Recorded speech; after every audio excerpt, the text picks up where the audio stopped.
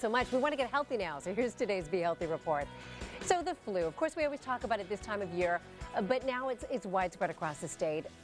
State health officials now say that they're dealing with more than 680 confirmed cases and 2 deaths this season. More than 140 people have been hospitalized. Let's put those numbers in perspective and talk about the flu shot. Besides getting a flu shot, you might think, well, what else can I do to try to keep the flu away? Dr. Jared Skowron, author of the best-selling 100 Natural Remedies for Your Child, joins me now. He's here with some ideas. Good morning to you. Hi, Carolee. You've been nice and healthy. Yes, we do everything we can to prevent illness and keep ourselves healthy. So I just want to share with all your viewers what they can do as well to stay healthy. Which is nice. It's nice to know there are other options. First of all, put the numbers in perspective.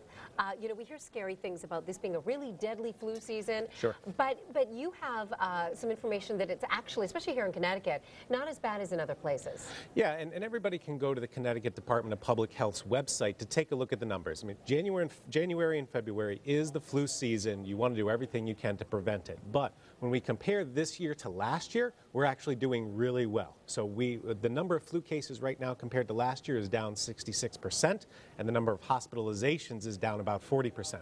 That doesn't mean you still can't get sick, so you want to do everything you can to prevent yourself from getting sick. Of course, our goal is to pass on to our viewers and get those numbers down to 0. Exactly. So what are some other things that we can do? Well, the most important thing is to make sure that you stay healthy with the right vitamins. And the most important nutrient that people need is vitamin D. As the winter comes in and the sun goes down, our vitamin D levels deplete. So vitamin D boosts your immune system. I want all of my patients to go get their vitamin D levels tested. And if your levels are low, take a vitamin D supplement. So I was chatting about this with you. First of all, I didn't know vitamin D was that important for helping the immune system and keeping us healthy.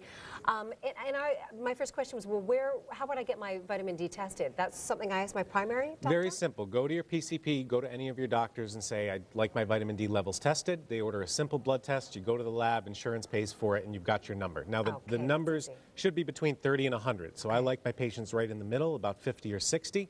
And the amount of vitamin D that you take is important as well. The RDA minimum changed a few years ago from 400 to 800 IUs a day, but adults over the age of 8 years old can take up to 4,000 a day, perfectly safe, build those vitamin D levels, and stave off the flu. Love that. All right, where do onions, garlic, and scallions fit into this? Well, we also want to use any type of antimicrobial treatments we can. So if you do get the flu and you do get sick, go see your doctor, but you can get wonderful antimicrobial, antiviral treatments just through our food. Things like garlic, things like onions, things like scallions, even ginger root. They have antiviral, antimicrobial chemicals in them. So you eat these things, you put them in soups, you're going to kill off an infection faster. So you can use it as treatment and you can use it preventively. Or for people who don't like to eat those things, we have supplements of the same.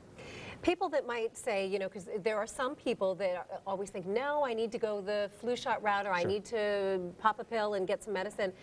What would you say to people who are a little bit, that'll never work?